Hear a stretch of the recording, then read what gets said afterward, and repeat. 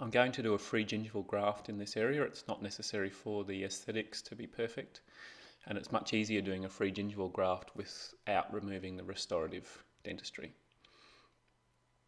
So I'm using a 12D blade here to do a split thickness flap. Simply keep tension on the cheek and then slide the 12D forwards and backwards. After measuring the area necessary for the graft, I've measured that out, and in this case it's quite a big graft, so the distance is almost all the way from the back of the palate to the front. So I'm just doing the two parallel incisions. These are about 1.5 to 2 millimeters deep,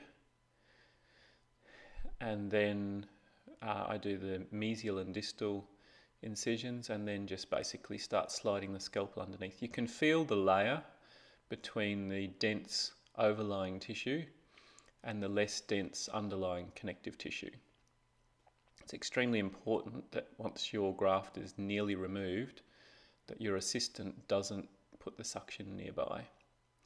Now, quite often, it depends on the patient, but quite often I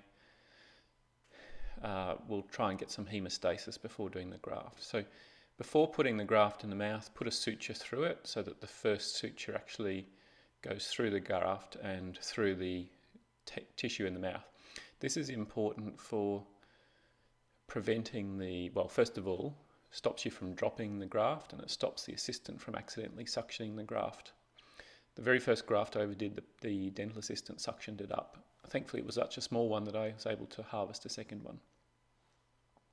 So generally with free gingival graft, the first place I'm putting sutures is the mesial and distal to locate the graft. Okay.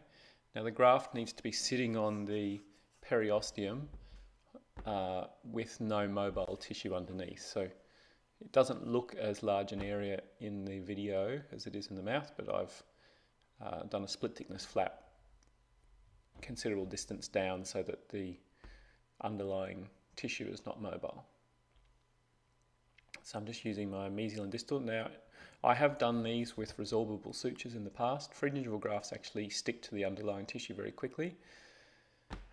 These days I tend to use polypropylene for a lot of soft tissue stuff just because the tissue response is quite nice. And a lot of the time I want to see the patient a week or two later to check how they're healing anyway. So now I'm doing a figure of 8 compression suture. So you go from the distal to the mesial in the periosteum below the graft, and then you go around the tooth distal to mesial so that you form a cross. Okay, so it means you need to enter the tissue from the distal towards the mesial and then go through the distal embrasure. Now, we're not suturing the flap back over the graft. We're just suturing to the tissue, the underlying periosteum, or it's really the cheek tissue below the graft, okay, underneath the flap, not the flap itself.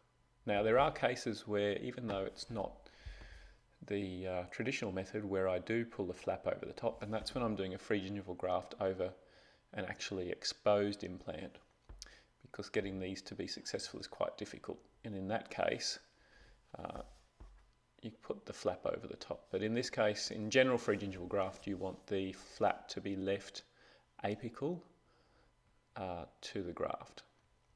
This helps increase the amount of attached or non-mobile tissue, which is really what we're trying to do here. We're really trying to get nice dense tissue that adheres very tightly to the underlying tissue, and also tissue that's not mobile.